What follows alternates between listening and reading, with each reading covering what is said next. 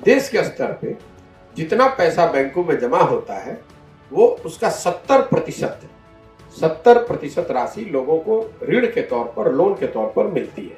इसी का नाम है क्रेडिट डिपॉजिट रेशियो। मतलब कितना पैसा डिपॉजिट हुआ, उसके अगेंस्ट बैंकों ने ऋण कितना दिया। बिहार में यह आंकड़ा लालू जी के जमाने में 20% से कम था। अब नीतीश जी के 17 साल के शासन में क्या हुआ, ये आंकड़ा 20 से बढ़कर करीब करीब अभी 40% है। बिहार को इसकी कीमत कितनी चुकानी पड़ रही है, मैं वो आपको समझाना चाहता हूँ।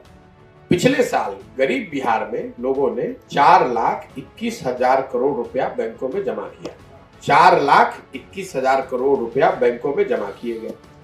तो राष्ट्रीय औसत है 70%। उसके हिसाब से बिहार के लोगों को 2,80,000 करोड़ रुपया ऋण के तौर पर, लोन के तौर पर मिलना चाहिए था।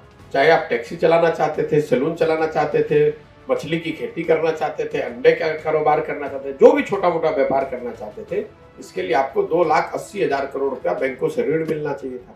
4,21,000 करोड़ हम लोगों ने जमा किया। बिहार के लोगों को मिला 1,60,000 करोड़ रुपया, और बाकी पैसा जो 2.5 लाख करोड़ है वो बिहार से बैंकों के माध्यम से उन राज्यों में चला गया जिन राज्यों में उद्योग धंधे पनप रहे हैं।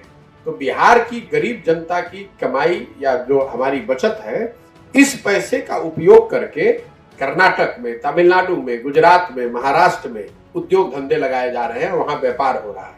क्योंकि उन राज्यों में सीडी रेशियो 70 नहीं है, वहां पर 90, 95, 100, और बिहार के लोग बिहार में 100 रुपए जमा कर रहे हैं तो हम लोग को 40 रुपए ऋण मिल रहा है।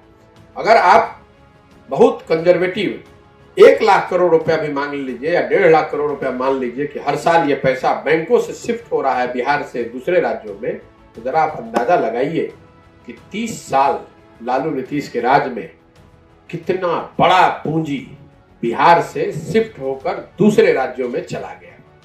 तो पैसा हम लोगों का, लोग हम लोगों के, वो सैलून खुल रहा है दिल्ली में, वो रेडीमेड की दुकान खुल रही है दिल्ली में, और हम लोग के लोग वहां जाकर उसी में मजदूर के तौर पर काम कर रहे हैं।